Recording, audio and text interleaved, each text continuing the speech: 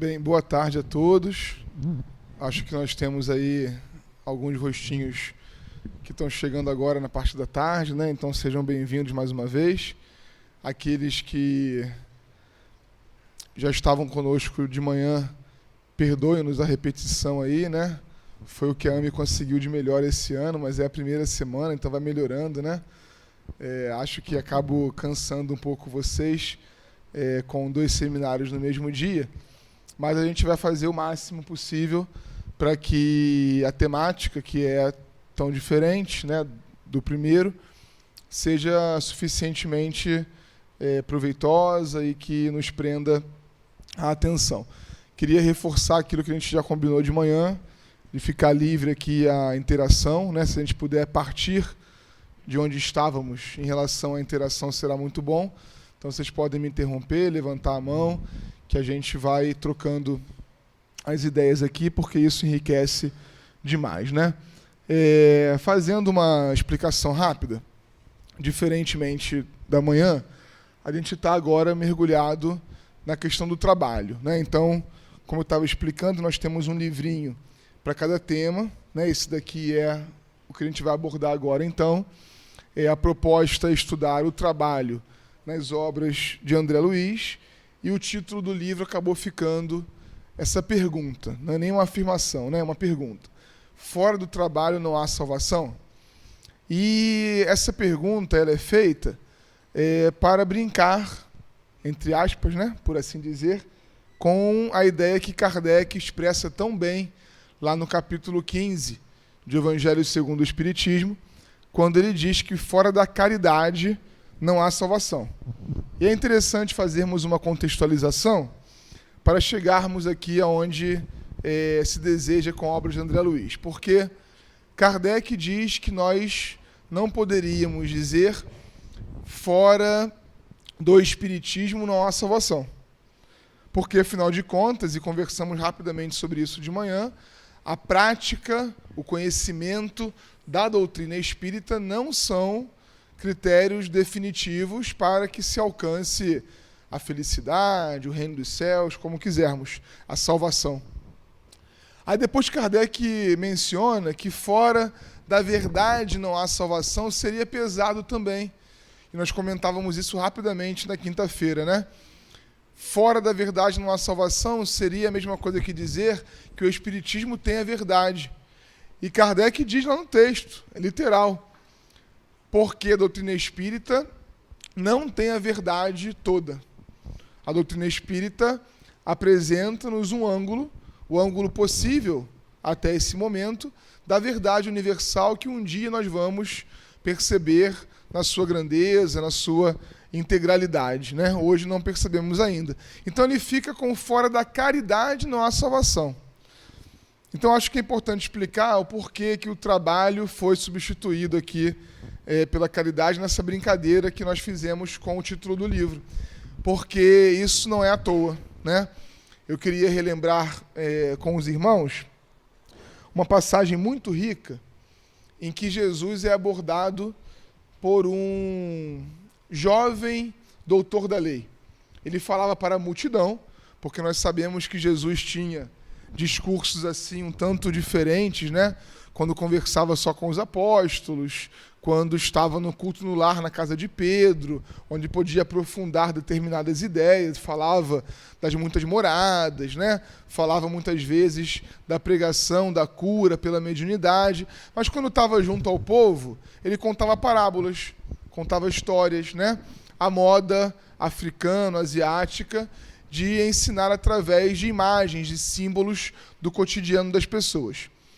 Então Jesus conversava com aqueles homens, né? Diz a narrativa evangélica que nas beiras dos mares, no lago de Genezaré, no mar de Tiberíades, muitas vezes 4, 5, 6 mil pessoas se juntavam para ouvir Jesus.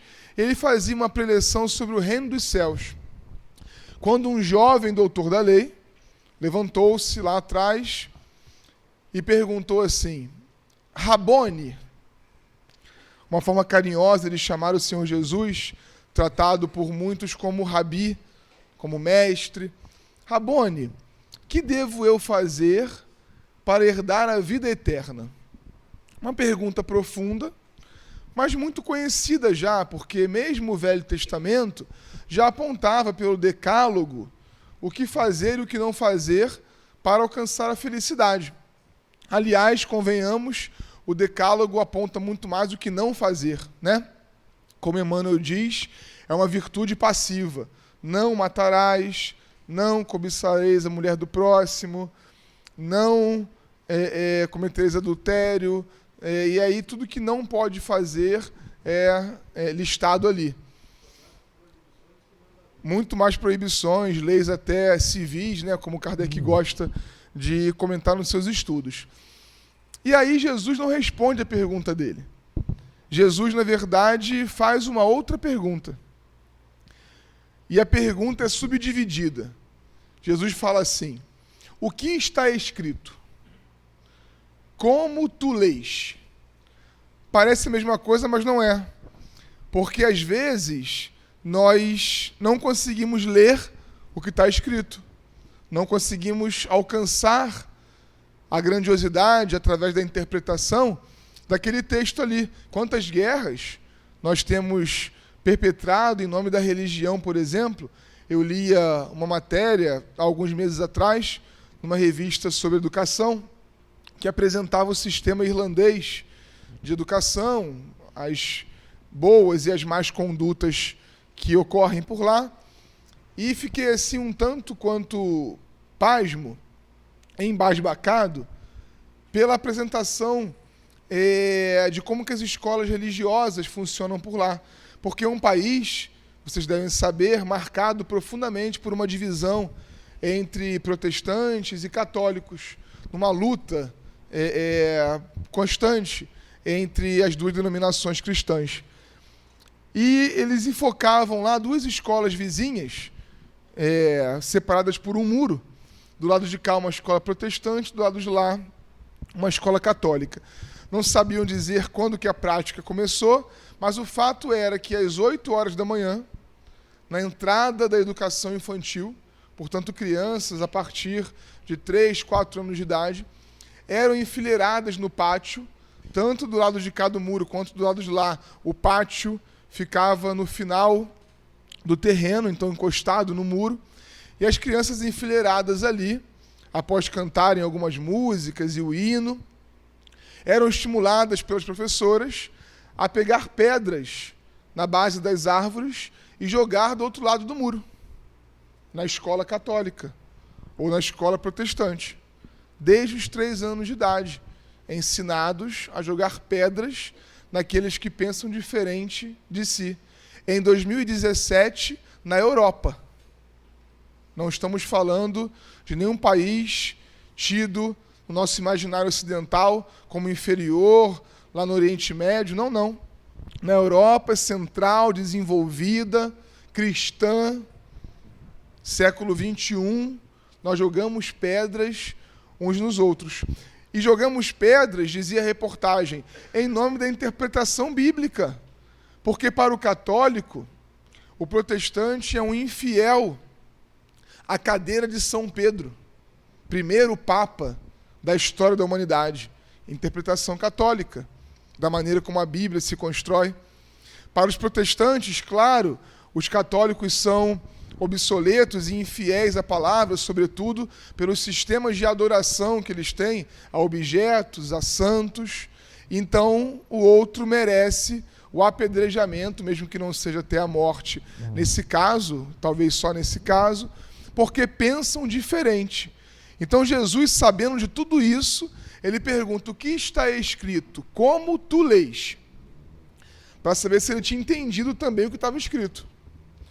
E o jovem era sacerdote, conhecia o Velho Testamento de cabo a rabo. Então ele cita com propriedade, citando sem falar do texto, Deuteronômio, um livro lá do Antigo Testamento, lá do Pentateuco mosaico. Ele fala: amarás ao Senhor teu Deus de todo o teu coração, com todas as tuas forças, e ao próximo como a ti mesmo. E aí Jesus não sabia o que dizer. Não tinha o que dizer. Jesus falou: tu lestes muito bem. Faze isso e viverás. Lembra que ele queria saber como herdar a vida eterna, o reino dos céus, a felicidade, a alegria pura. Faz isso que você já leu e você vai conseguir viver para sempre, vai ser feliz. Mas diz o texto de Mateus que aquele homem estava ali para tentar o Cristo. Parece que ele não tinha boas intenções. Ele estava ali procurando criar uma cilada para que Jesus, quem sabe, entrasse em contradição. Aliás, foram muitos os episódios, né, em que testaram Jesus, em que os fariseus, sobretudo, testavam o Senhor. E então ele não ficou satisfeito com a resposta de Jesus e falou: mas Senhor, quem é o meu próximo? Ele não sabia, ou ele fingiu que não sabia quem era o próximo. E então Jesus conta uma parábola. Uma das mais famosas, nós conhecemos bem, a parábola do bom samaritano, onde nós temos um modelo de caridade, um modelo de amor, um modelo desafiador em que Jesus nos aponta que o problema do outro é mais urgente do que o nosso. Porque o levita e o sacerdote passam e dão a desculpa dos seus compromissos religiosos para que não parassem ali para cuidar do homem caído. Mas o samaritano, justamente o samaritano, Jesus aproveitava cada imagem e, nesse caso, fazia uma revolução do ponto de vista social, porque o samaritano era a escória da sociedade. O samaritano não tinha nem direito de frequentar o templo. Ele era uma das tribos de Israel, mas tida como imunda, como ignorante. Jesus revolucionava a colocar o samaritano naquela posição. Depois de contar a história, ele pergunta para aquele que não sabia quem é o próximo: quem te parece que foi o próximo do homem caído? E aí ele, sem ter argumentação, disse: aquele que teve misericórdia para com ele. Misericórdia quero. Então aquele que conseguiu sentir a compaixão, e a compaixão movimentou uma energia diferente dentro de si, e ele cuidou do outro, esse conseguiu enxergar no outro o próximo. Mas o interessante, para entrarmos aqui em André Luiz com essa história toda, é que entre o momento que o samaritano vê o homem caído e o final da parábola, existe um grande trabalho. Vocês se lembram dos detalhes da parábola? Ele vinha sobre o seu animal, a sua cavalgadura, quando viu o homem caído. Mas ver o sofrimento do outro é pouco. Ver, todo mundo vê. O levita e o sacerdote viram também, mas não enxergaram a proporção da dor do outro, a urgência da necessidade do outro. Então diz o texto bíblico que ele viu, mas, ao contrário dos outros, foi tomado de compaixão. Desceu do seu animal, colocou o homem acidentado, violentado, ensanguentado provavelmente, sobre a sua cavalgadura, e andando ele mesmo a pé, puxando o cavalo, o burro, não sei, levou até a primeira hospedaria na estrada, onde ele, depois de ter deitado azeite e vinho nas feridas daquele homem, o entregou ao dono daquela estalagem, deixando com ele também todo o dinheiro que tinha no bolso. Ele não deu um trocadinho, não. Ele deu todo o recurso que tinha, apesar de continuar a viagem ingrata por uma estrada perigosa. E disse que na volta da viagem pagaria o restante que fosse gasto para os cuidados com ele. Não economize nos gastos com a saúde desse irmão, que na volta eu pago o que for a diferença entre isso que eu já estou deixando com você. Percebamos, então, como introdução, que se a caridade é para o Espiritismo o movimento, é para o Espiritismo a construção do amor que nos salva, em última análise, entre o que eu sinto pelo outro e a construção real da caridade, nós temos trabalho. Nós temos uma realização prática que nem sempre é fácil, que às vezes requer renúncia, um certo sacrifício. Nós não sabemos quantos quilômetros aquele homem samaritano, na história de Jesus, puxaria um animal, agora com alguém em cima, em nome do amor ao outro. O amor cristão tem esse tamanho todo porque é o amor sacrifício, porque é o amor renúncia, porque é o amor em que eu enxergo o outro de uma maneira completamente diferente do que eu vi até ali. Dulce, aquela freira baiana, amiga pessoal de Divaldo Franco, durante toda a sua passagem aqui pela Terra, ela dizia algo fantástico, que só os espíritos superiores também conseguem enxergar. Ela falava mais ou menos assim: para o cristão, não existe o problema do outro. Sabe quando a gente fala, mas é problema dele. Para o cristão, não. Porque para o cristão, o outro é irmão. E problema de irmão é meu problema também. Não é assim? Com a consanguinidade? Eu posso estar brigado com meu irmão, há meses sem falar. Mas se alguém mexer com ele, mexeu comigo. Né? Eu vou comprar o barulho dele porque, apesar das nossas diferenças, eu amo.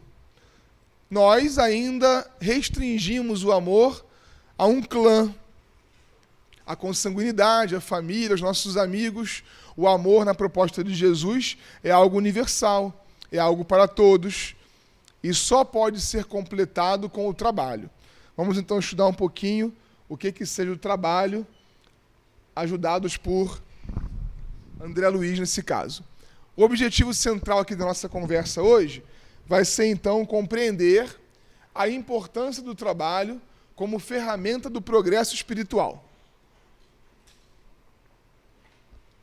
Apesar de passarmos rapidamente sobre outros ângulos do trabalho, a gente vai entendê-lo como ferramenta do progresso. Esse é o nosso objetivo.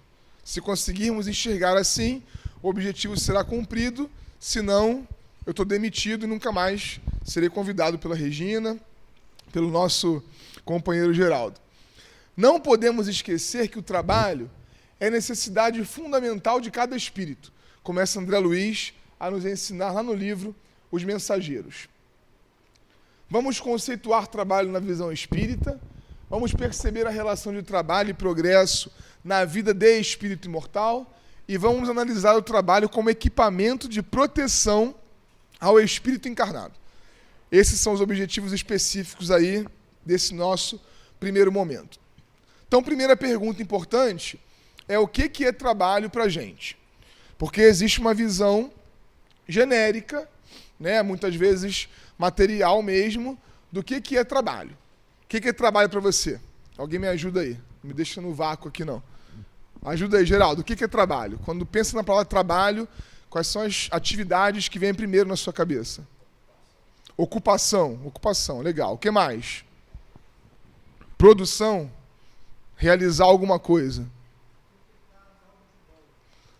Trouxe algo de bom. Legal. Trouxe algo de bom para mim, para o coletivo, é trabalho. Quem dá mais?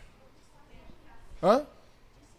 Disciplina. O trabalho confere disciplina. Bacana. Sentir-se útil, né? A utilização. Hã?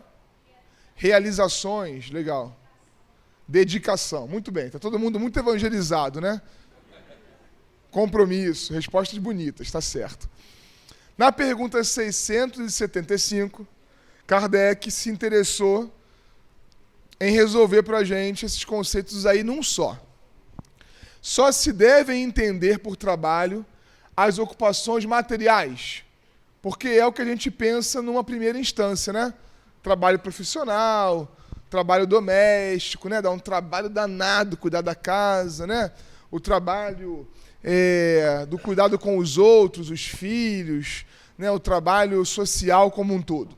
Aí os espíritos falam, não, o espírito trabalha, assim como o corpo. Toda ocupação útil é trabalho. Para começarmos no exercício de entendimento kardeciano, É importante notar que Kardec não escreveu ali, os espíritos não responderam ali, dizendo que só é trabalho quando a ocupação é útil. Ok? Eles disseram que quando a ocupação é útil, é trabalho. Porque Kardec queria saber se trabalho é só aquilo que mexe com o corpo. Não é isso lá? Só é trabalho ocupação material? Não, o espírito também trabalha. Sempre que você está ocupado, utilmente, é trabalho. Mas vamos abrir um pouco mais o raciocínio e entendermos aí com a sequência dos textos que tem o desenvolvimento que o trabalho oferece do ponto de vista intelectual e tem o desenvolvimento também moral. Essa é uma das primeiras aulinhas de evangelização, não é isso? Eu estava lá na creche e já ouvi a tia falar que o progresso, é um pássaro com duas asas perfeitamente alinhadas, não é mesmo? Uma asa é o progresso intelectual e a outra asa é o progresso moral.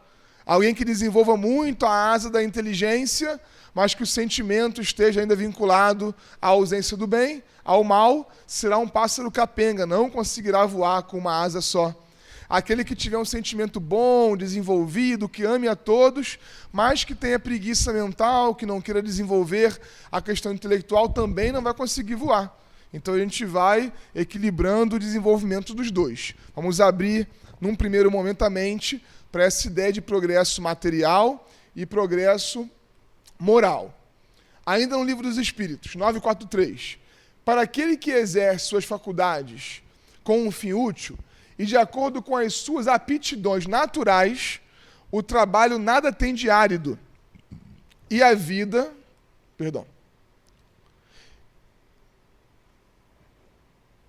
Eita lasqueira. E a vida passa mais rapidamente. Muito interessante isso, né? Tem um tempo psicológico, muito trabalhado pela filosofia, clássica até, que varia de pessoa para pessoa. Sabe aquela história de que eu estou fazendo uma coisa que eu gosto muito, aí o tempo passa rapidinho? Enquanto que quando eu estou fazendo alguma coisa obrigado, que eu sei que eu tenho que fazer, mas eu não gosto, é uma eternidade, não é mesmo? Mas o relógio está lá marcando, no mesmo ritmo, o mesmo tempo. É o tempo psicológico.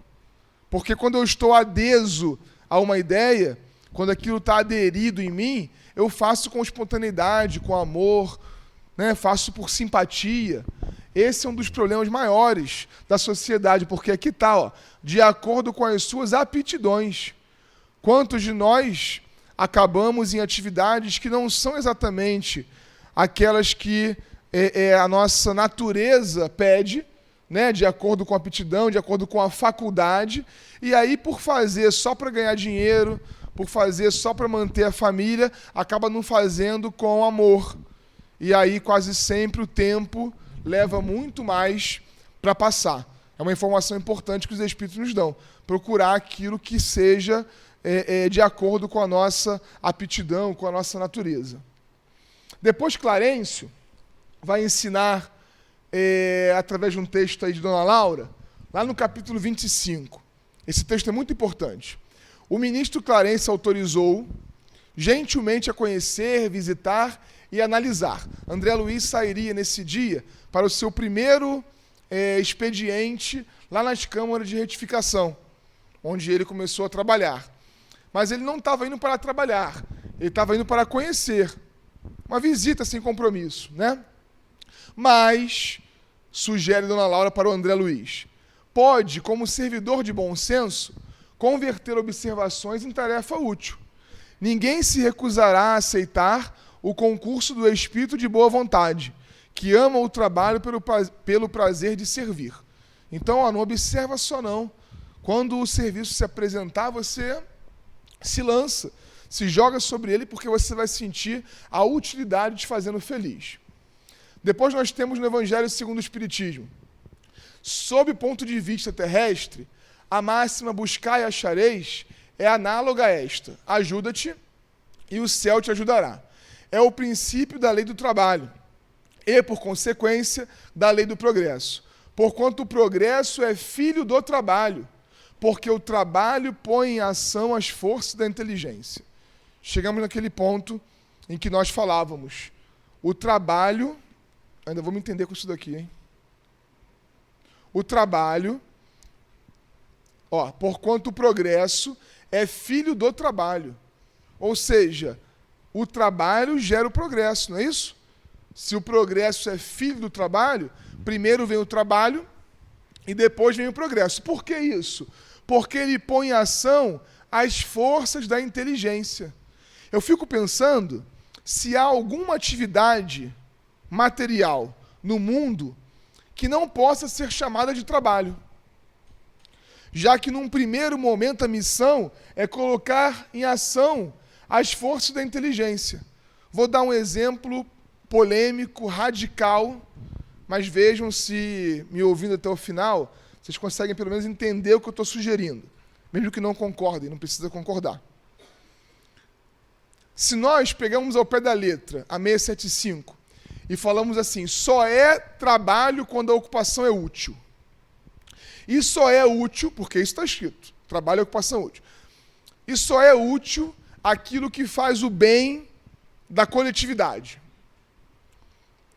Um traficante trabalha? Do ponto de vista da interpretação ao pé da letra, de que utilidade é aquilo que faz bem para todos, nós diríamos não, né? É até um desserviço. Ele está oferecendo à sociedade um produto que lhe faz um mal imenso. Mas gerenciar aquela empresa, porque é assim que ela se organiza. Para sobreviver, precisa se organizar assim. Põe em ação as forças da inteligência dele? Muito. A gente está mal acostumado a achar que os bons espíritos são inteligentes e os maus espíritos são burros. Vamos ler Libertação, de André Luiz. Gregório, uma força espiritual nas trevas imensa. Uma agregação, uma capacidade de magnetizar os outros, escravizando uma série de mentes para que as tarefas que ele coordenava fossem realizadas. Uma inteligência extraordinária, mas vinculada ao mal. Porque nem sempre as duas asas estão perfeitamente equilibradas. Não vai voar, mas pode andar por aí assim. Enquanto que uma potência está sendo muito bem tratada, a outra não. Então pode fazer um grande mal para uma grande coletividade, mas se está, pelo menos, colocando em ação a força da inteligência, algum benefício aquilo vai trazer. Algum produto aquilo vai fornecer no futuro. Basta nós vermos as histórias das conversões no Evangelho. Vou ficar com um exemplo, que ao longo desses dias eu tenho brincado, e o pessoal tem brincado comigo também. Saulo, Saulo, por que me persegues?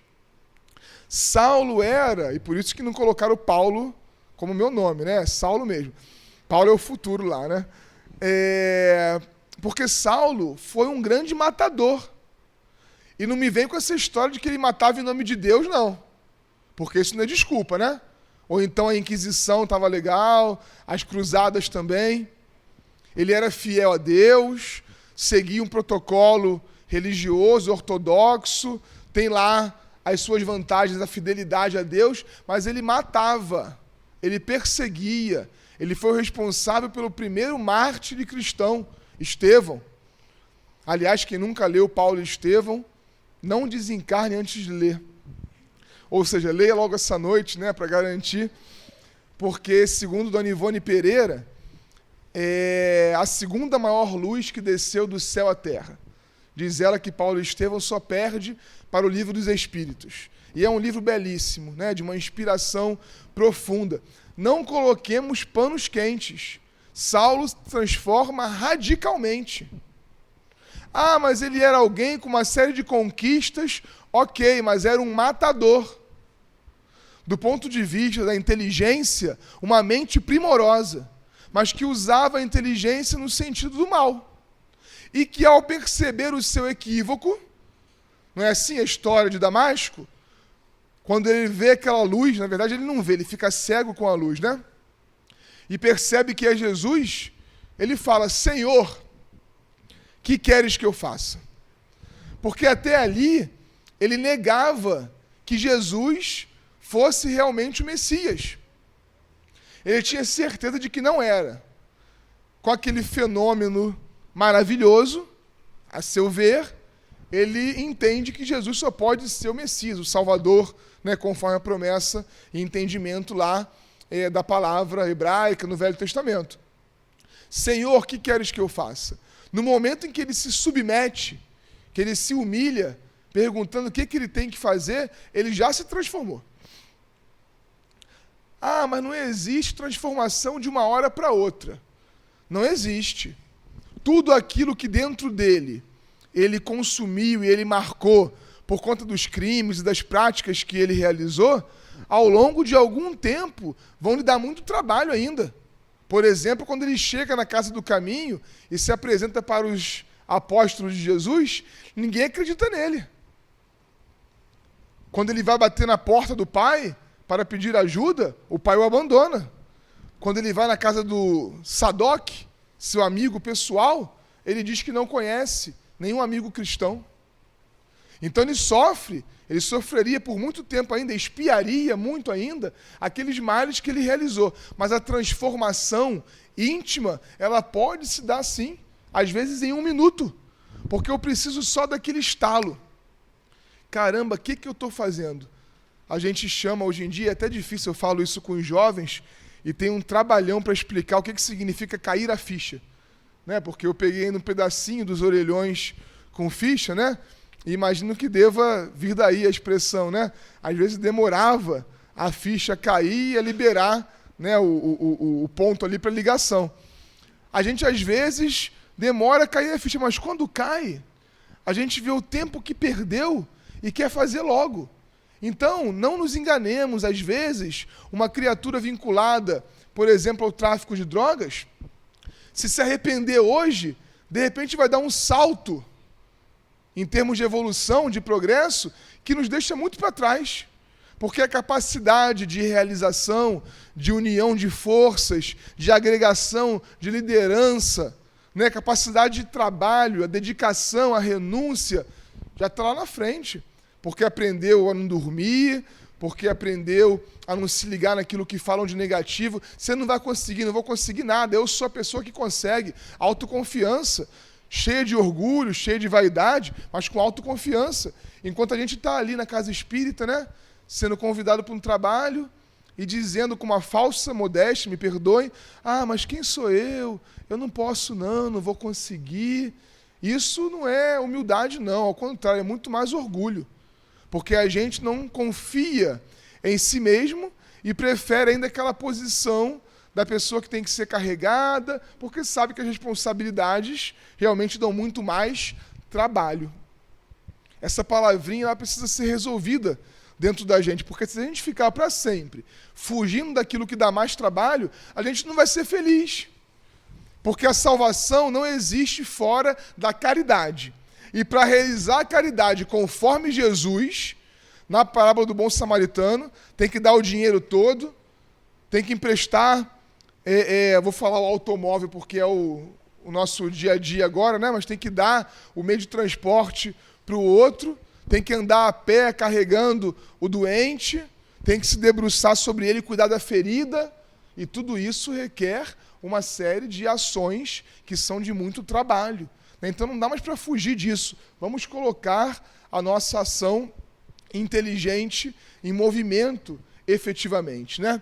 Ainda no Evangelho, lá no capítulo 4, Kardec nos ensina assim: aquele que trabalha ativamente para o seu progresso moral pode não só abreviar a duração da encarnação material, como transpor de uma só vez os graus intermediários que os separam dos mundos superiores. Esse negócio de slide é bom por isso, né? Porque a gente vir aqui e falar um negócio desse, alguém pode ir para casa dizendo assim, o Saulo está obsediado, né? Falou um monte de besteira hoje lá. Que história é essa? trabalho pode ativar o progresso moral, abreviando a duração da encarnação. Mas foi Kardec que disse, baseado lá nos ensinos do Espírito de verdade, Jesus. E o que nós podemos entender aí? Ele não está falando que se o Geraldo trabalhar bonito lá na AME, ele vai morrer logo, né? Aliás, se for assim, vai parar de trabalhar, né? Não é diminuir a encarnação que nós estamos vivendo hoje, não. É a duração do processo encarnatório. Conseguimos reconhecer já que encarnar, desencarnar, encarnar, desencarnar dura um tempo. Perdão. Dura um tempinho só. Kardec usa uma imagem, se eu não me engano, na Revista Espírita de janeiro de 64, 1864, mas não tenho absoluta certeza. O título do texto a gente acha fácil na internet, é Limite da Encarnação. Aliás, no Evangelho segundo o Espiritismo tem um texto. Há uma pergunta de Kardec a São Luís, que São Luís responde que não tem limite para a encarnação. Fica tranquilo, você vai poder encarnar quantas vezes precisar. Mas esse texto do Evangelho, ele é um resumo da Revista Espírita. E na Revista Espírita, Kardec usa uma imagem que me parece ser a melhor analogia, a melhor comparação de Kardec. Ele fala, imagina o progresso espiritual como um edifício arranha-céus. Aqui tem algum? Aqui em Valadares? Nas grandes metrópoles é fácil, né? Vai lá em BH, ali em Vitória, no Rio, lá no Rio, na Avenida Rio Branco, lá no centro da cidade, você olha lá e não consegue ver o último andar. Por isso o nome é arranha-céu, né? Ele é muito alto. O progresso espiritual é um edifício arranha-céus. A reencarnação, a lei da reencarnação, ocuparia num edifício arranha-céus, portanto, aquele que eu olho e não consigo ver o fim, infinito, ocuparia os 3 primeiros andares. Encarna, desencarna, encarna, desencarna, encarna, desencarna. Depois da última encarnação, nos tornamos o quê? Espíritos puros, né? É isso que a escala espírita diz. Sem necessidade mais da matéria. Cheguei a espírito puro, estou subindo a escada para o 4º andar de um edifício sem fim. A encarnação é nada. A lei da reencarnação dura 3 andares de um prédio sem fim. Imagina o teu problema, que você diz que é o maior do mundo, né? Imagina aquela dificuldade da qual eu reclamo todo dia quando eu acordo. Qual é o tamanho disso? Essa vida, e o Geraldo leu bem aqui no início também, né? Uma vida, uma experiência. Um corpo, uma veste, uma roupa. Porque nós teremos muitas e muitas e muitas, e quando chegarmos no fim desse processo, vai começar um outro processo. Na mesma Revista Espírita, tem uma informação de São Luís, em que ele fala que há uma outra progressão para os Cristos. Depois que você se tornou puro espírito, agora você começa uma outra progressão, da qual faz parte Jesus. Jesus não chegou ainda no final do processo, não. Sabe por quê? Não tem final do processo. A gente sempre vai progredir. Se chegar no final do processo, vai ser Deus. Como Deus é inalcançável, absolutamente puro, só Deus, a pureza relativa é para sempre. Sempre vai ter uma coisa nova. Eu fico lendo A Caminho da Luz, imaginando para conversar com os jovens, né? Com as crianças às vezes, de modo mais didático, é claro que é só para didatizar, não é literal, né? Jesus foi o co-criador em plano maior do planeta Terra, né? Tem uma descrição literária de Emmanuel lá, em que Deus teria entregue para Jesus uma bola de fogo. Então, Deus fez tirar lá do sol, entregou para Jesus, o resto foi ele que fez. Não é à toa que a gente confundiu o mestre com Deus durante muito tempo, porque é um trabalho realmente de um tamanho. Vocês concordam comigo que para ser o co-criador em plano maior e criar a Terra, digamos assim, ele tinha que ser puro já, né? Purão mesmo, né? Assim, bem puro. Cristo há algum tempo. Mas deve ter um monte de estagiário de Cristo vendo ele fazer, né? Porque não é possível que a primeira experiência de um espírito puro seja criar um planeta. Ele deve criar uns bichinhos, né? Deve criar umas florestas, umas lagoas, uns corpos, né? Vamos criar um corpo. Ih, saiu errado, tem 2 cabeças, não tá bom não. Conserta daqui, conserta dali. No próprio caminho da luz, Emmanuel informa que alguns animais eram testados, mas não eram aprovados. Olha que loucura. Imagina uma reunião de espírito puro, aí cria um animal, não ficou legal não. Mata esse. Aí cria um outro. A evolução das espécies, né, como uma interação direta dessas inteligências formidáveis. Eu falei isso para uma mocidade uma vez, alguém falou, só esqueceram de matar a barata, né? Erraram na barata e deixaram ela por aí. Eu falei, não faça isso, blasfêmia, né? Porque tudo tem uma utilidade. Aí fui buscar a utilidade da barata, imagina? Rapaz, uma utilidade que a gente não imagina. Eu descobri, por exemplo, que se não fosse a barata, as tubulações de esgoto das grandes cidades explodiriam. Porque a barata absorve. Hã? Ela não gosta de barata, não? Eu também não gosto, ninguém gosta, né? Ela saiu porque ela sabia que eu ia falar disso. Então você tem um gás lá, o gás metano, né? Que é explosivo, e a barata absorve o gás que explodiu a tubulação. Só isso já dá a ela uma utilidade enorme para mim. Então tudo é útil, tudo está no seu lugar, mas as coisas evoluem. Nós precisamos ter uma certeza de que nunca teremos chegado ao fim. A pessoa que falou assim, já aprendi tudo, está totalmente equivocada. Lembram de Sócrates? A frase sei que nada sei tem um contexto formidável, né?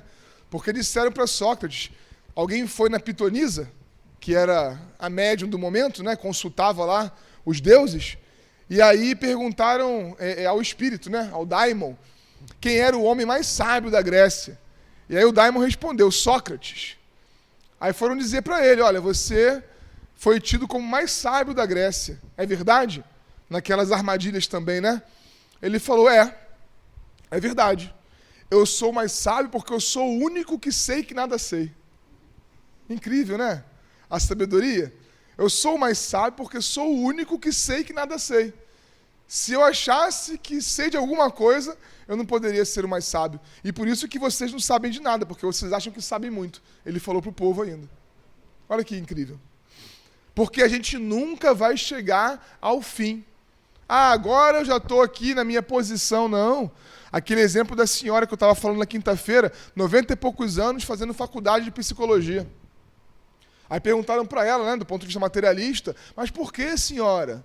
Quase que desejando a morte da coitada, né? A senhora sabe que não vai ter tempo, né, de atuar no consultório. Mas quem disse que estudar só serve para ter uma profissão? Eu quero conhecimento. E o conhecimento eu levo comigo. Precisava ter ouvido essa não, né?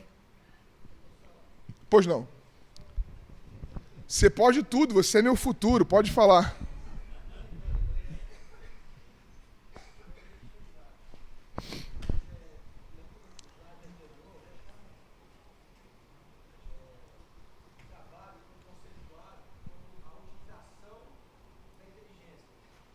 Isso. Que o progresso só se realiza quando eu coloco a inteligência em movimento, né? E que, portanto, seria trabalho aquilo que bota a inteligência em movimento, num primeiro momento.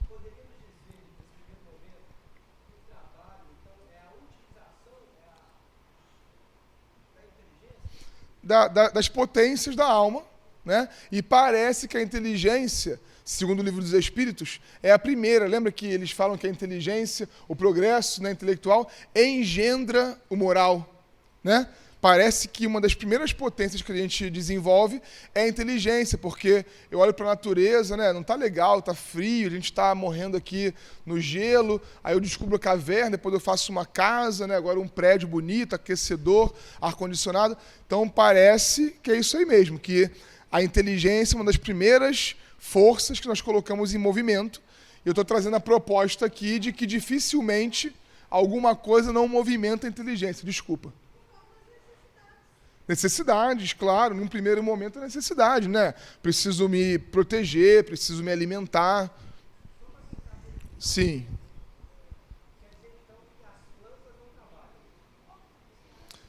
Pois é, posso te responder do ponto de vista espírita que não, porque apesar de cumprirem uma atividade na natureza, né, de terem uma missão absolutamente bem marcada e não só de atender-nos não, porque isso é prepotência nossa, achar que a natureza só está aí para nos servir, né? Mas o equilíbrio do ecossistema, o funcionamento do clima, imagina, né? A planta é absolutamente necessária. Mas isso daqui começa quando o espírito está plenamente individualizado. Essa conversa aqui, essa interpretação, me parece que só se encaixa no momento em que o espírito passa a ter consciência de si, reconhecer o outro, e aí o mecanismo inteligência nasce. Porque lá nos reinos, por assim dizer, entre aspas, inferiores da natureza, as realizações, elas não são conscientes. Né? Então o animalzinho cumpre um trabalho para a gente, né? Um movimento, uma ação, mas ele não desenvolve nada de moral com isso, porque ele não tem consciência daquilo que ele está realizando. Por isso que ou é a predominância do instinto, ou é a predominância da inteligência. Né? Não sei se a leitura dos amigos que já estudaram a Gênese concordam com a minha, mas eu interpreto na Gênese, e acho que está bem claro lá no capítulo 16, que Deus promove uma ferramenta até um certo ponto e uma outra ferramenta a partir de um outro ponto. Então a inteligência, nossos animais domésticos, são um ótimo exemplo da transição. Você dizer que um cachorro não é inteligente está profundamente errado, porque você vê o bicho se comportar, às vezes, muito melhor do que o vizinho, né? Muito mais inteligente do que muita gente que eu conheço. Mas no minuto seguinte, ele está correndo atrás do rato que entrou em casa, e ele é só um animal irracional. Por quê? André Luiz resolve o problema, lá em Evolução em Dois Mundos, quando ele fala que a inteligência começa por espasmos e depois se torna contínua. Então o animal, ele pensa, mas ele pensa assim, pensa não pensa, pensa não pensa, pensa não pensa, enquanto nós pensamos continuamente. Então isso aqui só serviria para o processo consciente, né, das realizações. Antes disso seria obra da natureza mesmo.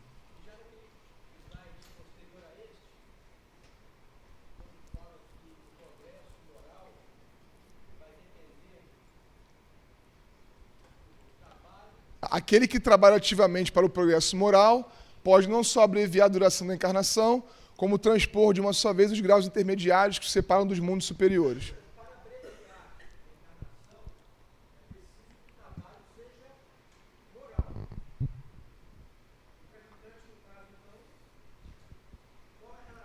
Por isso, os níveis, né? E eu chamei de primeiro momento. Num primeiro momento, o trabalho ele movimenta as forças da inteligência, o slide anterior. Logo em seguida, a inteligência engendra o moral. Então, a encarnação só é abreviada, a encarnação passa a durar menos tempo quando eu progredi intelectualmente o suficiente para me perceber como ser moral e agora faço pelo meu progresso moral. A gente continua comendo, porque o instinto pede para comer, mas agora eu escolho o que eu como, agora eu faço o que eu como, agora eu sei o limite. Alguns de nós acabamos não sabendo, né? Aqui em Minas está sendo difícil saber o limite de parar de comer, né? Mas a gente vai descobrindo o limite para parar de comer. Então agora o progresso não é só mais intelectual. Já estou consciente disso, né? Então, certamente, isso acho que a gente pode afirmar também, a pessoa que está envolvida no crime, ela está pensando exclusivamente em interesses materiais. Como nós podemos estar trabalhando legalmente na nossa profissão bonitinha e pensando também só em interesses materiais. Vê bem que não tem a ver com a posição, tem a ver com o comportamento diante da questão moral que a gente está descobrindo ainda, né? Pois não. Sim. Com certeza. Não. Ah, não. Porque aí tem que ser progresso moral. Né? Aquele que trabalha ativamente para o progresso moral. E vê bem, é abreviando o processo da encarnação. Né? É abreviando aqueles andares todos lá da encarnação.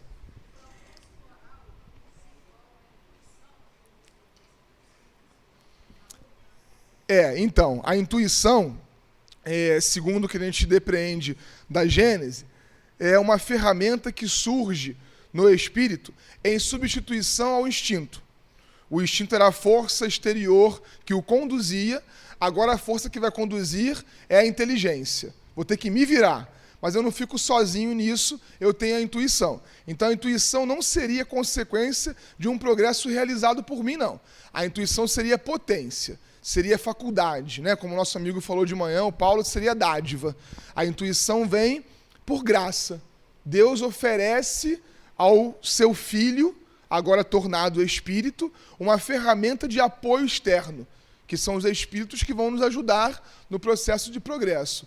Então, assim, o progresso, na verdade, nos confere alguns méritos. A intuição não está nesse pacote dos méritos que o progresso nos confere. A intuição é uma faculdade. Vê bem que eu estou falando a palavra intuição no sentido da Gênese e não no sentido da mediunidade intuitiva lá do livro dos médiuns, né? Vamos separar um pouco as coisas. A mediunidade intuitiva, que está no campo da mediunidade de inspiração, né? É uma outra questão de um sentido desenvolvido no campo da mediunidade. A intuição como ferramenta, a intuição que a filosofia estuda, né?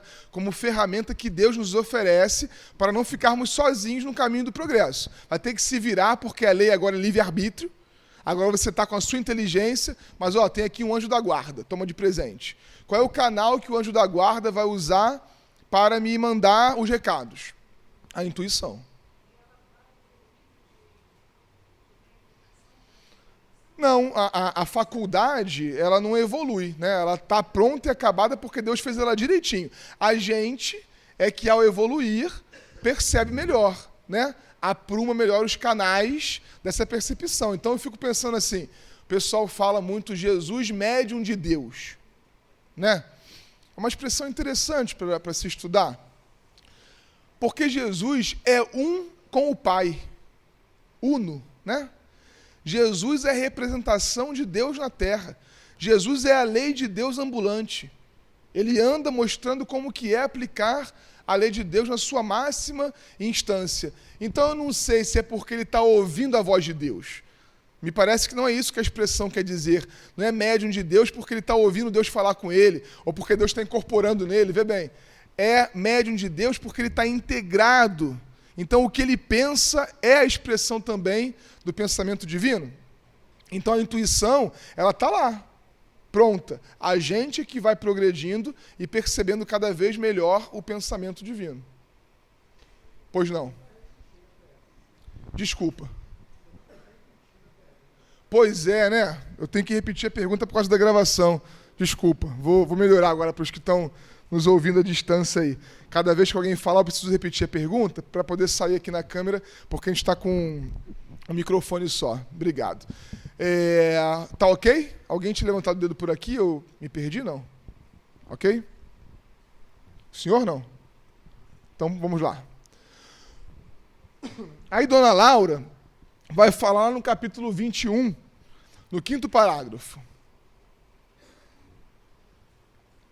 Compreendi depois que a existência laboriosa me livrava das indecisões e angústias do umbral, por colocar-me a coberto de muitas e perigosas tentações. O suor do corpo, ou a preocupação justa nos campos de atividade honesta, constituem valiosos recursos para a elevação e defesa da alma. A gente quer brincar com essa ideia aqui, de trabalho como proteção, como equipamento de defesa. Ela está dizendo que porque ela tinha suor do corpo e preocupação justa, ela estava mais protegida quando encarnada. Olha só que interessante para a gente fazer a conexão com a nossa conversa de manhã. Porque a gente reclama dos problemas, quando os problemas, eles estão, nos elevando e defendendo. Quanto mais eu tenho que trabalhar para manter a família, quanto mais eu tenho que ralar para poder auxiliar aos outros, para poder contribuir nesse ou naquele trabalho social que eu realizo, na casa espírita, quanto mais eu trabalho, mais eu estou protegido. Aí o ditado popular passa a ser mais verdadeiro do que nunca, né? Mente vazia, oficina do demônio. guardando as proporções dos conceitos que nós não enxergamos mais assim, porque demônio nem existe, quando nós estamos com aquela hora vazia, na nossa situação espiritual, quando não tem uma obrigação, um dever, a gente cai na tentação de sentar no sofá e ligar a televisão. Por exemplo, né? Estou falando isso por conta do nosso exemplo lá do domingo de tarde, lá com o programa de auditório, vendo os outros caírem. Quase sempre, na nossa faixa, quando a gente não tem um dever a cumprir, a gente acaba escorregando no sabão e realizando alguma coisa que não é tão útil assim para nós. Então, reclamar do trabalho é reclamar da ferramenta que Deus nos oferece para a gente se proteger. Vamos sair daqui também reclamando menos do trabalho, porque ele é mola de progresso. Mesmo que ele desenvolva só a inteligência, é o meu primeiro degrau no progresso. Se eu posso fazer o meu trabalho agora com uma conotação moral, que beleza! Eu posso até abreviar a encarnação, porque não é difícil, né? Outro dia conversávamos sobre isso num grupo espírita. Alguém falou assim: ah, Saulo, mas meu trabalho não vale de nada, o trabalho profissional. Aí eu falei: não, que isso, como assim? Nenhum trabalho é inútil. O que você faz? Ah, eu trabalho em uma repartição atendendo o público.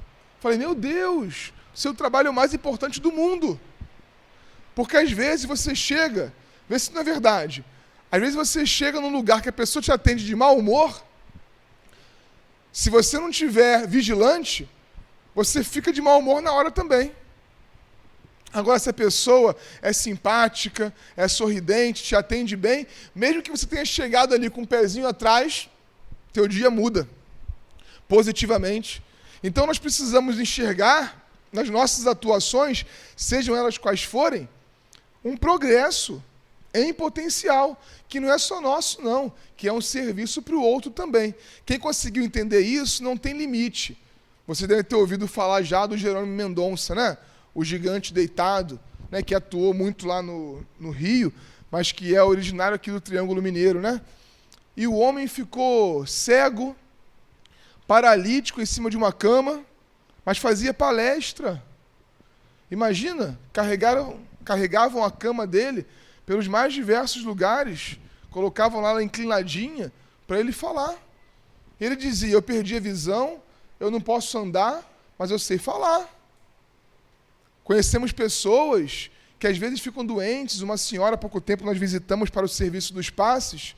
Ela estava com um câncer, que infelizmente foi terminal, com metástase, certamente com dores agudas, tomando morfina, né, com todo um aparato médico dentro de casa, e ela pediu para instalar um fio de telefone, né, um negócio desse que bota na orelha, para ela ficar fazendo ligação. Ela discava com o dedinho com força, porque o câncer era nos ossos também, e ela discava e fazia ligação para pedir leite para a obra social do centro que ela fazia parte. E aí, quando era a ligação dela, né, é claro que isso fazia todo um efeito, aquela pessoa naquela condição te ligando para pedir um leite. Ela colocou naqueles 6 meses daquele trabalho caminhões e caminhões de leite que precisaram ser doados para outras instituições, porque não tinha criança para tanto leite que ela conseguiu. Capacidade de trabalho. Tinha tudo para ficar quietinha na cama morrendo. Ninguém falaria que ela estava inútil ali. Alguém diria isso? Trabalhou a beça a vida inteira e agora está vivendo a sua prova como dá. Mas ela foi até o último minuto, transformando a prova dela em serviço. Talvez não seja ainda a nossa condição, mas precisa ser. A gente precisa pelo menos treinar, pelo menos estar consciente de que a gente pode, para não ficar fazendo aquele papo da quinta-feira, né? Colocando as pessoas no outro degrau, porque aí a gente não precisa fazer tanto esforço assim. Se Jesus conseguiu porque é Jesus, então tudo bem. Eu não consigo porque eu sou eu. Jesus consegue porque ele é Jesus. Se fez porque é Chico, Chico é Chico, eu sou eu, não vou conseguir mesmo. Não, nós conseguimos. Ele só chegou ali porque começou de pouquinho em pouquinho, como nós temos que começar também. Agora, nos mensageiros, nós temos lá um diálogo onde o Vicente diz assim: nosso orientador considera trabalho útil toda conversação sadia que nos enriqueça os conhecimentos e aptidões para o serviço. Pelas nossas palestras construtivas, portanto, receberemos também a remuneração devida à cooperação normal. Agora foi bom, hein? Agora foi bom porque tomando um café mineiro na casa de um amigo, se a conversa for sadia, não vai achando que é tão fácil também não, ó. Tem que ser sadia. Ah, mas o que é uma conversa sadia? Não sei, né? Cada um vai avaliar e o guia espiritual vai contabilizar ou não, porque tem conversa que vai denegrir e tem conversa construtiva. Se for conversa construtiva, é trabalho, ó. Trabalho útil. Porque tudo aquilo que me faz progredir é trabalho. Eu estou aqui sentadinho, interagindo um pouquinho, fazendo uma pergunta, sendo paciente, treinando a caridade com o Saulo um sábado inteirinho, mas vou levar alguma coisinha. Uma ideiazinha nova, com certeza eu vou levar. Às vezes a experiência da vida, numa conversação que pode nem começar muito útil, mas se transforma. Eu não sei como é que chama aqui, não sei se é uma moda aqui, mas nas férias no Rio, a gente tem muita pipa. Papagaio em São Paulo, né? Aqui como é que chama? É pipa mesmo? Os dois? E na rua que eu morava, me mudei há pouco tempo, mas na rua que eu morava, tinha uma competição de pipeiros. Então, de 2 em 2 meses, porque é mais nas férias, mas eles fizeram um calendário ao longo do ano, de 2 em 2 meses, eles se reuniam em 3 ruas, inclusive a que eu morava, para fazer um campeonato de pipas. E aí, sabe como é que é, né? As garagens todas ocupadas, com os carros deles, vendendo pipa, eles soltando pipa. E durante muito tempo eu recriminei aquilo, ficava até chateado. Várias vezes tentei sair com o carro e não podia, porque tinha um carro estacionado. E cadê o dono do carro? Está lá na outra rua, não pode vir porque cortaram a pipa dele. Aquilo me parecia um absurdo, né? E aí um dia, um domingo de manhã, um domingo bonito assim, eu saí 6:50 para comprar pão na padaria da esquina. E já estava todo mundo estacionado na garagem, soltando pipa desde cedo. Aí eu fui pensando mal daquelas pessoas, né? E recriminando, como é que pode, um monte de burro velho, sinceramente foi isso que eu pensei. Porque a maioria não é de crianças, não. Então todo mundo formado, né? E eu planejando o que eu ia fazer do meu dia, de tanta coisa que tinha para fazer, não sabia por onde começar, e fui comparando e recriminando. Até que encontrei uma vizinha, uma senhorinha que mora no bairro desde a época da minha avó, que há algum tempo eu não via já, Dona Maria. Ela deve ter perto de 90 anos, imagino assim, pelas comparações, nunca perguntei. E aí ela estava indo para a padaria também. Como fica assim umas 2 esquinas, a gente foi conversando até a padaria. E eu estava pensando, pensei alto e falei com ela, né? Ai, Dona Maria, não consigo entender essa gente à toa, tanta coisa para fazer, não é possível que ninguém tem filho, ninguém tem casa para cuidar, vai lavar um carro, vai trabalhar, vai sair com a família, soltando pipa, um monte de burro velho. Falei com ela, né? Ela falou, meu filho, você tem razão, não sei nem a religião dela, menos importa, sei que espírita ela não é, e ela me ensinou uma coisa para sempre. Ela falou, meu filho, você tem razão, mas vê bem que de repente numa outra vida, eles estavam matando, eles estavam roubando, agora estão só soltando pipa. Não é um avanço? Aí eu falei, Dona Maria, eu acho que vou até soltar pipa, né? Porque é melhor do que ficar falando mal de quem solta pipa. E às vezes a gente, numa conversa, eu nunca imaginava, né? Acordei tranquilamente, fui comprar pão, 7h da manhã de domingo, estava aprendendo uma lição com alguém que por acaso, né, entre aspas aí, eu encontrei. Hã? Tem muito cerol. Pipa sem cerol lá nem existe. De segurança, energia elétrica, né? Machucando as pessoas. Lá tem uma lei que a moto precisa ter agora uma antena, né? Por conta das linhas de pipa. Então, assim, aprendi até numa ocasião que eu não esperava aprender. Quando a gente está com a antena ligada, é claro que ali, mesmo com ela desligada, eu aprenderia porque ela foi bem contundente, né? Bem taxativa. Mas quando a gente está com a antena ligada, a gente consegue perceber informações novas. Então, até a conversa, se ela estiver gerando um pensamento novo em mim, ela já será trabalho. Por isso aquela pergunta inicial, o que não é trabalho? Se até uma conversa que me ensina é. Pois não, Paulo? Eu acho que a saída para essa dúvida, para esse questionamento seu, é a maneira como a literatura ela se apresenta, né? Nem tudo que a gente lê é literal. Outro dia eu ouvi uma palestra, chega a ser até ingênuo, mas eu entendo, respeito a visão. O camarada estava estudando o Brasil, o coração do mundo, o Pátrio do Evangelho. Ele estava lendo, literalmente, sabe quando Jesus fala para Ismael que ia transplantar a árvore do Evangelho da Europa para o Brasil, e o Brasil seria, então, né, o coração do mundo, a pátria do Evangelho. E aí a pessoa fez uma palestra inteirinha falando sobre a transferência do Evangelho. Agora os arraiais evangélicos vão cessar na Europa e vão começar no Brasil, quando na verdade é uma imagem, né? Outro dia vi também a pessoa questionando o livro Jesus no Lar, dizendo que o livro era uma grande escorregadela da mediunidade do Chico, porque nunca que pescadores, no século I, teriam aquela linguagem. Olha que inocência. Claro que não tinham aquela linguagem. Nem o Lúcio, com a linguagem dele, contou o que acontecia no culto no lar, na casa de Pedro. Né? Como se nós tivéssemos a oportunidade de conversar com pessoas sem acesso ao conhecimento formal e fôssemos contar com as palavras dela. Não, a gente vai contar com a nossa palavra, a narrativa vai ser minha. Né? Então me parece que é mais por aí, a imagem, né? Assim, realmente, o rio não questiona se ele tem que ir para lá ou não. Então trabalha como rio, né? Mas eu não posso acreditar então que o rio é superior a mim, né? Porque o rio faz sem saber. Fazer sem questionar, mas sabendo que aquilo é o bom, nossa, olha que beleza de progresso moral, né? Então me parece que são imagens, né? Símbolos.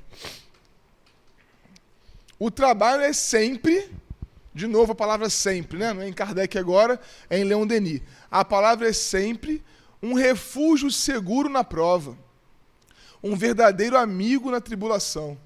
Não produz o desgosto da vida. Olha só que profundo. Lembram-se do Livro dos Espíritos? Quando Kardec pergunta o que faz o desgosto da vida. Aí eles falam, né, que muitas vezes a saciedade, outras vezes a inércia e a falta de fé. Esses três elementos produzem um desgosto da vida. Quase sempre, quando o trabalho é tido, claro que eu não estou falando de um trabalho mecanizado, automático, em que eu faço sem pensar, mas quando o trabalho é tido como um refúgio, quando eu o tenho como um amigo, quando eu faço com prazer, respeitando as aptidões naturais, conforme vimos no início, ele vai produzir amor à vida, porque desgosto da vida é o contrário de prazer com a vida, de amor à vida. Então o trabalho ainda tem, dentre outras várias acepções aí, a possibilidade de me tornar mais de acordo com a vida, até porque a prova, olha lá, ó, a prova, ela não vai ser tida. Quando eu amo o trabalho, quando eu procuro fazer o que eu gosto, ela não vai ser tida como cruz, né? Como castigo. O que eu fiz a Deus para ser funcionário público do Estado de Minas Gerais? E pode ser pior, pode ser funcionário público do Estado do Rio. Você sabe como é que tá, né? O que eu fiz a Deus? Não vai por essa do que fez a Deus, não. Não estou dizendo que é fácil, viu? Não é fácil, não. Toda terça, quarta e quinta eu sofro isso na pele e sei como é que é. Mas a gente vai procurando aprender a não reclamar. Porque se é uma prova, a gente sabe que aprovado só seremos se a gente tiver passado por ela com uma certa resignação. Aquele papo do Evangelho, né? Obediência e resignação. Lembram desse texto profundo? Obediência é o consentimento da razão. Eu raciocinei, é o melhor, vou obedecer. Resignação é mais do que isso, porque é o consentimento do coração. Eu senti que isso é o melhor. Além do raciocínio ter concordado, eu percebi que isso é o melhor para mim. Então eu fico resignado. Mas para isso, para perceber, para sentir que não é uma questão só material, eu tenho que ter visto pelo olhar espiritual da coisa. Não, o que eu estou aprendendo aqui? Essa prova está me levando a construir que tipos de novas aprendizagens? Que potências eu desenvolvo com essa visão que a prova está me oferecendo? E aí eu progrido mais aceleradamente. É uma pergunta também naquele campo de que os guias vão resolver melhor, porque vai tudo da intenção, né? Num primeiro julgamento, num pré-conceito meu, eu diria que quase todas as vezes as pessoas que agem assim estão agindo por interesses materiais. Me parece que pelo menos predominar, isso deve predominar. A pessoa está viciada em trabalho porque os benefícios imediatos do trabalho. Mas já vi casos, por exemplo, que a criatura vive problemas emocionais profundos e se esconde no trabalho. Tanto num caso quanto no outro, me parece ser muito mais vício do que virtude, né? Aliás, o nome que você usou foi esse. É um vício, a pessoa faz mais do que precisava, mais do que a capacidade do corpo, às vezes, né?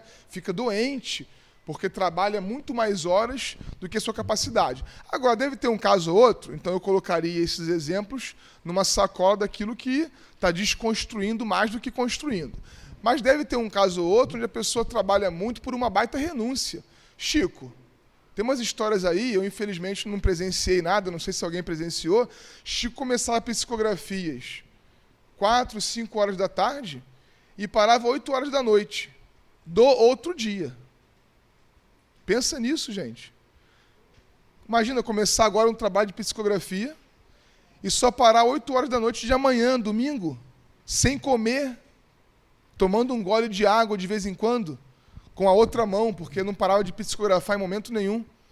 Com certeza, do ponto de vista físico, um desgaste orgânico maior ele tinha, porque o corpo físico dele era como qualquer outro. Não vamos mistificar também com teorias absurdas de que Emmanuel vinha lá e colocava outro fluido e ele não ficava com fome. Estava lá o estômago colando. Tanto que depois, quando saiu dali, ele comia legal mesmo. Renúncia, sacrifício, trabalho mais do que o corpo suporta. Mas eu não posso dizer em sã consciência que o Chico era um viciado em trabalho, ele estava ali para prestar serviço. Então é difícil responder porque tudo vai da intenção da criatura. Qual é a intenção? Ah, quero ficar rico. Né? Complicou a história por tudo aquilo que nós vimos no tema 1, inclusive a mensagem do irmão X lá. Se o dinheiro é o interesse primordial, né, não está enxergando a vida direitinho. Ah, é para fugir. Não gosto de ficar em casa, fico no trabalho. Complicou muito também a encarnação, porque aquelas pessoas ali dependem de você emocionalmente também. Precisam conviver e não só do seu dinheiro. Agora, deve ter um caso ou outro que uma intenção muito boa, né, tá por trás daquela situação, mas aí não poderíamos chamar de viciado em trabalho, teria que ter um outro nome, né? Respondeu? Ele está comentando que quase sempre, eu nunca tinha reparado isso não, sinceramente, mas estou aqui pensando, talvez faça sentido, que quase sempre no casal quem morre primeiro é o homem, e que a mulher não só trabalha mais historicamente, né, ao longo do casamento, como acaba trabalhando para além também, porque o homem morreu, né, não parou de trabalhar necessariamente porque morreu, mas, né, continua na matéria. Eu não sei comentar isso não, porque eu nunca pensei nisso, não sei se tem alguma relação direta, porque a gente é espírito, né? Agora, numa sociedade muito machista ainda, como a que nós vivemos, a mulher é realmente muito sacrificada, né? A gente vive uma sociedade ainda com muita violência contra a mulher, então pode ser que ela rale muito mais por conta de uma exploração que vive. Agora, essa durabilidade maior, a expectativa de vida das mulheres realmente é maior, né?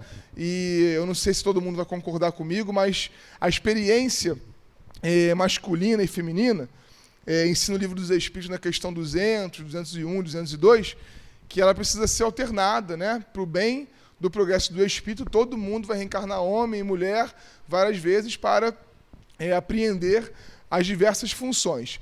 Do ponto de vista social, essas funções estão cada vez mais parecidas. Graças a Deus, né? A igualdade tem crescido, apesar de não estar ainda o ideal, e a mulher já desempenha quase que as mesmas funções profissionalmente, e um marido consciente desempenha também funções domésticas, né? E o trabalho é dividido desse ponto de vista. Mas, historicamente, a mulher sempre foi um ser superior, né? Não sei se pelas lutas mais flagrantes da matéria, não estou fazendo aqui política, não, né? Porque quase sempre homem defende homem, mulher defende mulher. Mas acho de verdade que assim tem uma coisa diferente, né? Na mãe, né? E não necessariamente só porque foi mãe. O sentimento, né, maternal, eu sempre digo, usando a experiência lá de casa, que tanto o pai quanto a mãe são capazes de ficar a noite inteira do lado do berço do filho com febre. Aconteceu já, tanto eu fiquei quanto ela ficou. A diferença de amor de pai e amor de mãe é que o pai dorme. A mãe fica acordada a noite toda. É incrível a capacidade orgânica. Eu não consigo ficar sem dormir. Até posso dormir pouco. Agora, virar à noite, né, tá com febre, mas dormir, eu vou continuar, vou aproveitar. Mãe não, fica ali, ó, vigilante. A gente ainda chama isso de obsessão, de problema. Não. É capacidade de amor que leva a um exercício fantástico de renúncia. Né? Então, assim, não sei lhe responder exatamente, mas tem alguma coisa na mulher realmente de diferente, né? Não é na mulher porque a gente não é homem nem mulher, a gente é espírito. Mas a experiência feminina traz um desenvolvimento no campo do sentimento que as coloca mesmo superiores. E aí, de repente, né, quem é melhor pode viver mais, né? Não sei, deve ter alguma coisa nesse campo aí, mas nunca tinha parado para pensar nisso, não. Se alguém quiser arriscar uma teoria, não sei exatamente por quê. Ah, tá certo. Ela está dizendo que o homem é o rascunho, a mulher é a obra-prima. Deve ser por isso. Vamos concordar, né? É verdade. Pois é, né? Isso aí, ele está comentando que a mãe está aqui, mas o filho está lá longe sentindo dor, e ela sente também, né? Tem um negócio aí, tem uma antena diferente aí, né? E o pai ama muito também, mas não consegue. Não adianta que não consegue. É isso aí. No nosso tema 2, a gente vai... Você não quer falar? Não. A gente vai tentar responder a essa pergunta aí, né? Por que trabalhar? Aí tem lá uma colocação do livro Os Mensageiros, está aqui no cantinho, alguns não estão conseguindo ler, mas eu vou ler. Não falta concurso divino ao trabalhador de boa vontade. Não falta concurso divino ao trabalhador de boa vontade. O objetivo desse tema, compreender que o trabalho nos confere mérito para interceder e ou perceber intercessão espiritual. Então a gente vai trabalhar com alguns conceitos agora, como mérito e intercessão. Vamos tentar ser fiel ao que a doutrina espírita nos apresenta como mérito, que definitivamente não é o que, do ponto de vista social, a meritocracia pensa, né? Que denigre muito mais o ser humano do que outra coisa. Olha isso daqui lá em nosso lar, ó. Capítulo 22. Todos cooperam no engrandecimento do patrimônio comum e dele vivem. Está dizendo como que funciona a colônia espiritual. Todos cooperam no engrandecimento do patrimônio comum e dele vivem. Uma ideia à lá socialismo, né? Todo mundo vai pegar um pouquinho daquele contributo que também é feito por todos. Os que trabalham, porém, adquirem direitos justos. De onde nós podemos depreender, na verdade, lendo o livro fica muito claro isso por um exemplo específico, que a gente vai estudar aqui daqui a pouco, que nem todo mundo trabalha. Nem todo mundo que está em nosso lar trabalha.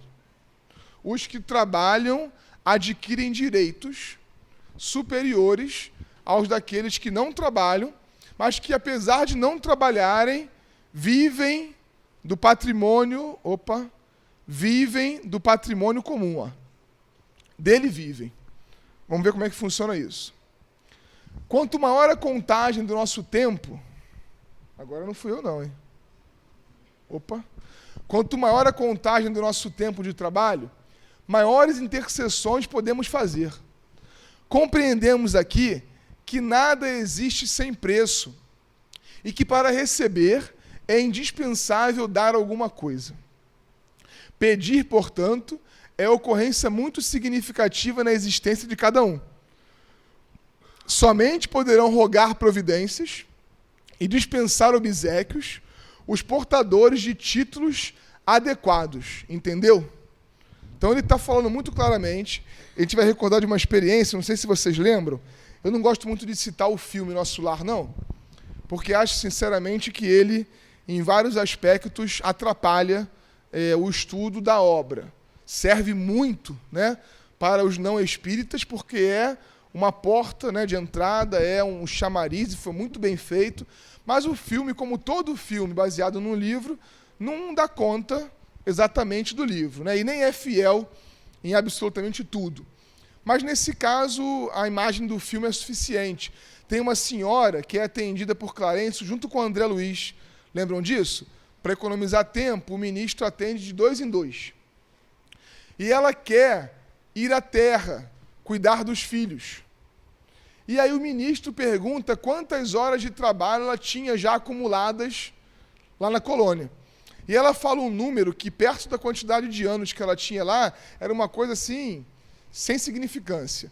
Era um dia de trabalho para anos e anos de permanência ali. E aí Clarencio fala assim, se você voltasse à Terra hoje, você seria uma mãe paralítica. Voltasse em espírito, para tentar ajudar os filhos. Você seria uma mãe paralítica, ou seja, pode até querer fazer, pode saber o que fazer, mas não vai ter meios para agir aquilo que está pensando. Então, vê bem, né, para a gente desmistificar aqui a coisa. Não é uma contabilidade matemática, trabalhou tanto, então recebe aqui uma carta, pode ir lá. Uma autorização, não. É porque com o trabalho, eu desenvolvo os membros, para ficar com o exemplo do paralítico, eu desenvolvo os membros que me serão úteis para ser útil ao outro. Se eu não tenho capacidade de trabalho, se eu não conseguir sair de mim mesmo, porque ele termina duramente a conversa com ela, volte para o campo de repouso, onde você está há anos, e reflita na necessidade do trabalho. Ela estava em nosso lar comendo, dormindo, se vestindo, sem trabalhar. Pode, mas ela não vai ter determinados direitos que só tem quem desenvolve os membros, as ferramentas para poder realizar aquilo ali. Percebe o encadeamento? Se o trabalho é uma busca constante da minha vida, eu desenvolvo faculdades. E essas faculdades me tornam capaz de auxiliar a quem eu amo. Se eu não desenvolvo aquelas faculdades, eu não consigo me entregar em trabalho a ninguém, a coisa alguma. Entendeu? Olha o que depois disso nós temos aqui no Livro dos Espíritos. Porque o mérito, ele começa a mexer com um conceito muito importante, que é a questão aí da criação de Deus. Por que Deus nos criou, não nos criou perfeitos? Diretamente. Por que Ele nos criou simples e ignorantes? Se tivessem sido criados perfeitos, não teriam mérito para gozar dos benefícios dessa perfeição. Onde estaria o mérito sem a luta? Eu vivi uma experiênciazinha, num projeto que nós temos de orientação de alguns alunos que desenvolvem trabalhos sociais, e isso é feito como um incentivo, né, ao amadurecimento deles e logo depois a entrada no mercado de trabalho. E aí tinha lá um jovenzinho de 17 anos que estava trabalhando conosco e ele foi escolhido por conta da atuação dele como aquele que ganharia a única bolsa que o projeto pode, a bolsa auxílio, né, que o projeto pode pagar nesse momento. Coisa de R$400 ele receberia por mês como um auxílio àquele trabalho que ele desenvolvia. Aí ele começou a receber a bolsa, um dia a gente viajou por esse projeto, aí almoçando junto ele falou assim, Saulo, essa bolsa foi a pior coisa que aconteceu na minha vida. Aí eu falei, por quê? O que houve? Normalmente todo mundo quer, né? Tem um monte querendo. Aí ele falou, porque quando eu comecei a ganhar a bolsa, meu pai cortou a mesada. Eu falei, mas e daí? Agora você não tem a mesada, mas tem a bolsa. Por acaso a mesada era muito superior à bolsa? Ele falou, não, é até um pouco inferior. Mas é porque agora que eu trabalho para ganhar esse dinheiro, eu não consigo gastá-lo. Eu não consigo mais sair, não consigo mais passear, porque eu tenho pena de gastar o dinheiro. Olha que legal. Quando é dos outros, né, ele mesmo completou falando, numa noite saía e gastava metade da mesada. Em 2 finais de semana não tinha mais dinheiro nenhum. Agora que está suando por aquilo, valoriza muito mais. Deus, se nos criasse perfeito, seria um pai que daria mesada para sempre. Imagina se papai desse mesada para sempre. Talvez a gente não estivesse nem aqui hoje, né? Outro dia eu li uma reportagem, sem nenhum tipo de crítica, não, a Itália, os italianos, nem os amigos da reportagem lá, mas eu estava vendo uma estatística incrível, uma reportagem de revista, que diz que 48%, se eu não me engano é isso, 48% dos homens de 40 anos, italianos, moram com os pais. Aí a pesquisa procurava entender o fenômeno. Alguns deles eram divorciados, né, casaram, se saíram, mas bem mais da metade era de pessoas solteiras, nunca se casaram. Aí a reportagem apresentava a estatística, falava um pouco, né, da pirâmide etária na Europa, e depois focava num caso, numa casa que eles visitaram, numa entrevista que eles fizeram com um homem, né, de 40 anos e a sua família. Aí a mãe na reportagem mostrava a rotina do filho, né, do bebezinho dela. Abriu o guarda-roupa, aqueles cabides, não sei se isso existe por aqui, lá no Rio, tem tempo, isso daí é só história. Ela abriu o guarda-roupa, estava a camisa do filho lá, as camisas, separadas por cores, no guarda-roupa. Na gaveta, as cuecas enroladinhas, as meias passadas, quem é que passa meia atualmente, né? As meias passadas, dobradinhas. Ela batia no peito com orgulho para dizer que uma camisa do filho não ficava suja por mais de 24 horas. Ele chegava, tirava a camisa, colocava no cesto, ela ia lá, pegava, lavava, passava, no dia seguinte estava no cesto. Lá em casa, às vezes, pela rotina, eu até esqueço que eu tenho uma camisa, de tanto tempo que ela fica suja no cesto, lá na nossa rotina, né? E as pessoas, é claro, vão ficar para sempre com o papai e com a mamãe. Em compensação, quando essa mãezinha, que já tinha 70, desencarnar, qual vai ser o chão, né, desse que está recebendo mesada a vida inteira? Então, Deus não é um pai que dá mesada. Deus é um pai que corta a mesada quando a gente começa a trabalhar. Aliás, obriga a trabalhar para cortar a mesada. Porque senão, olha lá, nós não teríamos mérito para gozar dos benefícios. Por isso que a graça divina, Paulo, não resolve tudo para sempre. Porque eu só sinto aquilo como progresso pessoal, intransferível, porque foi o meu esforço. Se não for o meu esforço, eu não vou valorizar. Ah, Deus me deu um presente, legal, vai parecer bonito por um tempo, e depois vai cair na rotina, e como não é meu, como não fui eu que conquistei, eu vou deixando de lado. Mais do que isso. É verdade. E a dívida é bem cobrada, né?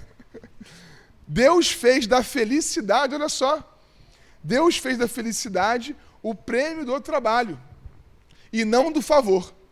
Parece até que ele está falando com o nosso ponto aqui, né? A fim de que cada um tivesse o seu mérito. Cada um é livre para trabalhar ou nada fazer pelo seu adiantamento.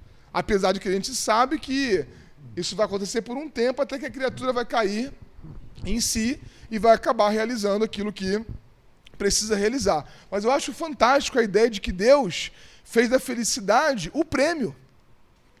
Por isso que a gente precisa trabalhar, porque só vai ser feliz quem tiver conquistado a Bolsa Auxílio. E essa bolsa vai se transformando em outras premiações e outras. Agora, é claro que isso não pode ser visto como barganha. Na hora que nós enxergamos isso como barganha, a gente naturalmente cortou o fio do progresso, porque está fazendo por interesse. Lembra no Livro dos Espíritos? Qual é o maior sinal de progresso? O desinteresse pessoal. E qual é o maior sinal de inferioridade? O interesse pessoal. Se eu faço para mim, se eu faço para conquistar, eu não sei se aqui existe isso também não, mas lá no centro, a casa lá é um pouco grande, então quando a gente chega para a reunião pública, o jeito de registrar a presença do médium, né, que tem que ir sempre bonitinho, atualmente no computador. Então chega lá e marca a presença no computador. Aí outro dia eu passei assim pela fila, acaba fazendo uma filinha, aí uma irmã médium, brincando, espero eu, disse assim, fica logo na fila, bater o ponto aí, para ganhar o bônus horas. Se eu estiver dando um passe, pensando no benefício que aquilo pode causar para mim, o benefício que aquilo pode sim causar para mim vai cortar na hora. Porque eu estou fazendo por interesse. Eu estou fazendo por barganha. Eu estou fazendo para trocar favores, quando na verdade isso tem que ser uma intenção pura, de fazer pelo desenvolvimento, pelo progresso. Aí, consequentemente, eu vou ter o mérito. E quase sempre o mérito é para socorrer os outros. Por isso que é sempre na coletividade. Eu preciso sempre desenvolver pensando no bem comum. Porque se eu desenvolvo pensando só em mim mesmo, eu perco o benefício daquilo ali. Desculpa, te cortei. É isso aí.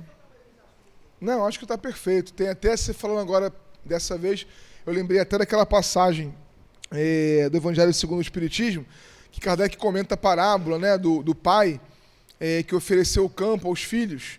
Né? Então, acho que está perfeita a sua imagem mesmo, eu concordo com ela até esse ponto. Deus oferece o campo, oferece a ferramenta, e a gente vai trabalhar. Mas a gente tem a escolha, né, de ficar paradinho no campo lá, ou de desenvolvermos as nossas potencialidades. Ele não vai ficar dando campos para sempre, né? A gente vai precisar. Depois disso, nós temos lá o Livro dos Espíritos na 133. Já falamos sobre isso aqui hoje 500 vezes, né? Todos são criados simples e ignorantes. Instruem-se nas lutas e nas tribulações da vida corporal. Deus, que é justo, não podia fazer alguns felizes sem a tribulação e sem trabalho, e, por conseguinte, sem mérito. Para a gente voltar na história de que o problema não é bem um problema, é uma possibilidade, né? Porque se Deus me retirasse isso daqui, ó, a luta, as tribulações, como que eu ia me instruir? Todos são criados simples e ignorantes. E como que se instruem? É ignorante. Como é que deixa de ser ignorante? Se instrui nas lutas e nas tribulações da vida. É ali naquele rala e rola do dia a dia, naquela complicação com as pessoas chatas da minha vida, que eu vou me instruindo. E essa instrução, naturalmente, vai ativar outros níveis de progresso, como, por exemplo, o progresso moral mais adiante. E isso me confere, do ponto de vista espírita, do ponto de vista espiritual, o tal do mérito. Agora nós temos uma palavra de Clarencio para aquela nossa amiga. É exatamente o diálogo, lá no capítulo 13, dele com aquela mãe que gostaria de ajudar, mas não pode. Pois note, minha amiga, esclareceu o devotado e seguro orientador.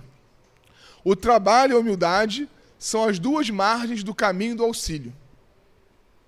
Para ajudarmos alguém, precisamos de irmãos que se façam cooperadores, amigos, protetores e servos nossos. Antes de amparar os que amamos, é indispensável estabelecer correntes de simpatia. Olha que interessante. Antes de amparar os que amamos, é indispensável estabelecer correntes de simpatia. Sem a cooperação, é impossível atender com eficiência. Então, eu desenvolvo, através da cooperação desinteressada ao outro, eu desenvolvo eficiência. Eficiência para quê? Eficiência no atendimento àquele que eu amo. Quero muito atender aquela pessoa que está lá na Terra e eu aqui desencarnado, não estou sabendo nem como é que as coisas estão funcionando, quero ir lá socorrer. Você tem na sua ficha desenvolvimento de ferramentas necessárias para chegar lá e saber o que fazer? Se você tem, você pode ir. Você já conseguiu desenvolver, nesse caso, eficiência. Agora, se você não tem essas ferramentas desenvolvidas, vai fazer o que lá? Vai ser mais um problema. Sabe aquela pessoa que se dispõe a ajudar e dá trabalho redobrado? Você tem que cuidar daquela que já estava doente e da outra que veio cuidar e que é mais problemática do que a primeira, aí não adianta. Isso não é maldade, não. É porque sem o desenvolvimento das ferramentas, você não vai conseguir cooperar. E a cooperação, para interceder pelo outro, tem que ser com eficiência. O outro é um amor, o outro é aquilo que nós queremos ver feliz, então eu preciso fazer com eficiência. A nossa amiga está falando do caso do sexo destino, né?